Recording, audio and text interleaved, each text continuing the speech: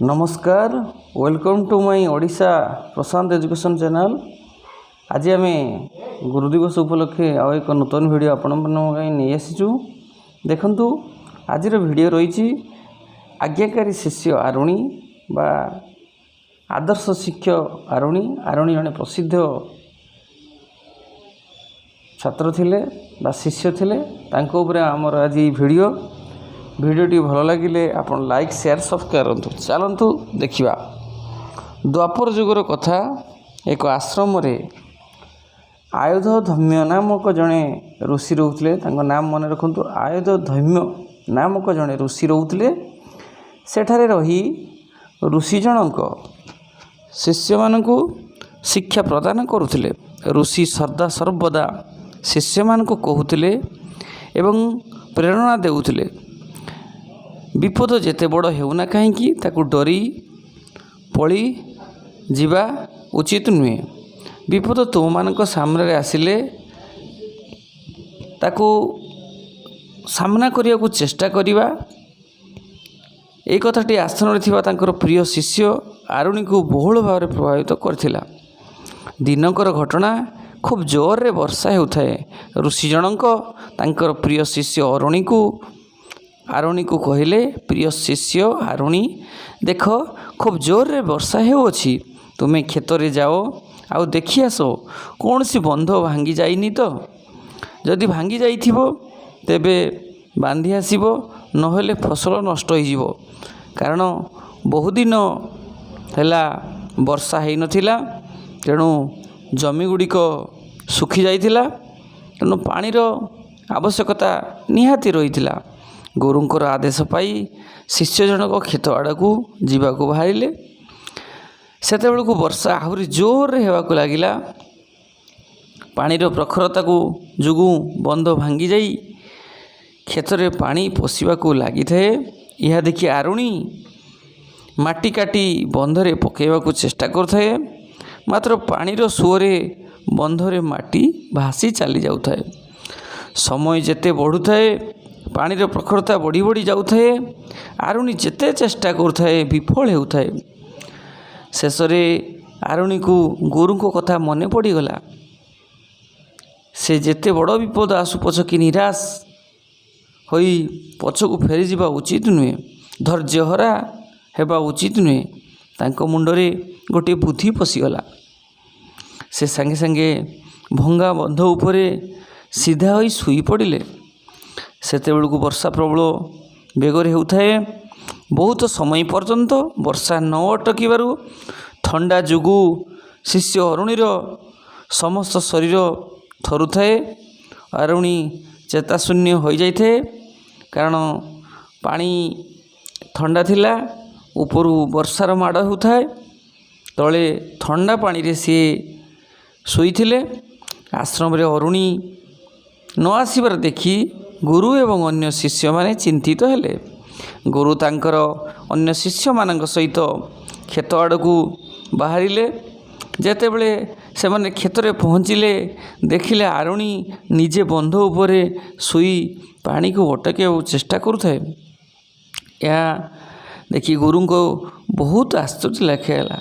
आरुणी को मस्तक हाथ रखिबारु तार चेता फेरी आसिला। आरुणी सही थिबा कष्ट को मने पकाई ताकू कुंढाई पकिले।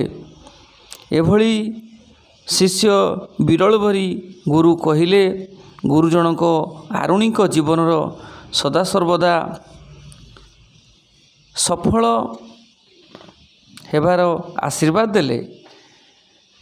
विपद जेते बड़ आसुना कहीं ताकू सामना करिबा एवं धैर्यर सह ताकू समाधान करिबा एवं सफलतार शीर्ष रे पहुँचवा आरुणी को जीवनर एक नुआ मोड़ नहीं। गुरु को उपदेश एवं आदेश। गुरु धम्य बहु वर्षरु जो योग्य शिष्य को खोजुथिले पाईगले। मनरे तांकर थिबा समस्त संकोच, तांकर मनरे थिबा समस्त द्विधा जो योग्य शिष्य से खोजुथिले, जे आज्ञाकारी आज्ञा पालनकारी शिष्य ଯିଏକି ଗୁରୁଭକ୍ତି ଶିଷ୍ୟ ବା ଯିଏକି ଆଦେଶ ପାଳନକାରୀ ଶିଷ୍ୟ, ସେ ଏଭଳି ଶିଷ୍ୟକ ପାଇ ନିଜ ଜୀବନକୁ କୃତ୍ୟ ମନେ କଲେ। ତ ଆରୁଣିକୁ ସେଠାରୁ ଆଣି ତା'ର ସେବା କଲେ, ଆଶ୍ରମରେ ନିଆଁ ଜାଳି ତାକୁ ଠିକ୍ କଲେ। ଯେହେତୁ ତା ବଡ଼ି ଥଣ୍ଡା ହୋଇଯାଇଥିଲା, ତାକୁ ଉଷୁମ ନିଆଁରେ ତାକୁ ବଡ଼ିକୁ ଗରମ କଲେ। ତାପରେ ତାକୁ ଯୋଗ୍ୟ ଶିଷ୍ୟ ବୋଲି ଘୋଷଣା କଲେ ଏବଂ ଗୁରୁ ତାଙ୍କର ସମସ୍ତ ଜ୍ଞାନ ତାଙ୍କର ପାଖରେ ଜୀବନରେ ସେ ତାଙ୍କ ଗୁରୁଠାରୁ ଗ୍ରହଣ କରିଥିବା ଏବଂ ନିଜେ ସାଧନା କରିଥିବା ଯେତିକି ଜ୍ଞାନର ଫଳ, ଜ୍ଞାନର ସର୍ବଶ୍ରେଷ୍ଠର ଜିନିଷ ତାଙ୍କର ଉତ୍ତରାଧିକାରୀ ଭାବେ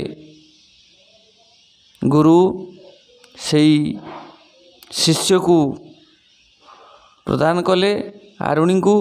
ଆରୁଣି ଶ୍ରେଷ୍ଠ ଶିଷ୍ୟ ହେଲେ ଏବଂ ପରବର୍ତ୍ତୀ ସମୟରେ ଜଣେ ଶ୍ରେଷ୍ଠ ବିଦ୍ୱାନ ହେଲେ, ଜଣେ ଜ୍ଞାନୀ ବ୍ୟକ୍ତି ହେଲେ ଏବଂ ଜଣେ ଆଜ୍ଞାକାରୀ ଶିଷ୍ୟ ହୋଇଥିବାରୁ ଗୁରୁଙ୍କର ଉତ୍ତରାଧିକାରୀ ଭାବେ ସମସ୍ତ ଜ୍ଞାନର ଅଧିକାରୀ ହୋଇପାରିଲେ। ଇଏ ହେଉଛି ଗୁରୁ ଧୌମ୍ୟ ଏବଂ ଶିଷ୍ୟ ଆରୁଣିଙ୍କର ଦ୍ୱାପର ଯୁଗର ଗଳ୍ପ। ଏହା ଏକ ଚିତ୍ତାକର୍ଷକ ଏବଂ ଆନନ୍ଦଦାୟୀ, ତା ସଙ୍ଗେ ସଙ୍ଗେ ଆଜ୍ଞା ପାଳନ କରିବା ଶିଷ୍ୟଙ୍କ ଉପରେ ପ୍ରଭାବ ପକାଇବ। ଆଗାମୀ ଗୁରୁ ଦିବସରେ ସମସ୍ତ ଶିକ୍ଷକ ଭାଇ ଭଉଣୀ ଏବଂ ସମସ୍ତ ଶିଷ୍ୟମାନେ ଏ ଗପକୁ ନିହାତି ଜାଣିବା ଦରକାର। କାରଣ ବର୍ତ୍ତମାନ ଗୁରୁ ଶିଷ୍ୟ ପରମ୍ପରା ନାହିଁ ସତ, କିନ୍ତୁ ଶିକ୍ଷକ ଛାତ୍ର ପରମ୍ପରା ରହିଛି। ଛାତ୍ରମାନେ ଅବାଟକୁ ପଳିଗଲା ପରେ ଠିକ୍ ମୁଖ୍ୟ ଦିଶାରେ ପହଞ୍ଚି ପାରୁନାହାନ୍ତି। କାରଣ ଆପଣ ଜାଣିଛନ୍ତି, teacher is a friend, philosopher and guide. ଯଦି ଶିକ୍ଷକ ଜଣେ ଟିଚରକୁ, ପିଲାକୁ, ଶିଷ୍ୟକୁ ଗାଇଡ଼ ନ କରିବ, ଦାୟିତ୍ୱ ନ ଦେବ, ଭଲ କେଉଁଟା ମନ୍ଦ କେଉଁଟା ନ ଜଣେଇବ, ଫ୍ରେଣ୍ଡ ଭଳିଆ ନ ମିଶିବ, ତା ଭିତରେ ଭଲ ଗୁଣ ମନ୍ଦ ଗୁଣ ଜାଣିପାରିବନି। ଫିଲୋସଫର ଦର୍ଶନ ଭଲ କେଉଁଟା ମନ୍ଦ କେଉଁଟା ଯଦି ନ ବୁଝିବ, ଦୁନିଆରେ ସେ ଆଗକୁ ଯାଇପାରିବନି। ଏ କାହାଣୀରୁ ଆମେ ଜୀବନରେ ଏଇ କଥା ଶିଖିଲୁ, ଜୀବନରେ ଯେତେ ବଡ଼ ସମସ୍ୟା ଆସୁନା କାହିଁକି ତାକୁ ଆମେ ପଛେଇ ଯିବାନି, ଧୈର୍ଯ୍ୟ ହେବାରେ ହେବନି। ସମସ୍ୟା ଅଛି ମାନେ ସମାଧାନ ନିଶ୍ଚିତ ରହିଛି। ତେଣୁ ସେ ସମାଧାନଟାକୁ ଆମେ ବାହାର କରିବା ପାଇଁ ଧୈର୍ଯ୍ୟର ସହ ଅପେକ୍ଷା କରିବା। ତା ପାଇଁ ଧୈର୍ଯ୍ୟ ହରା ହେବା ନାହିଁ। ଗୁରୁଙ୍କର କଥା ଅନୁଯାୟୀ ସମାଧାନକୁ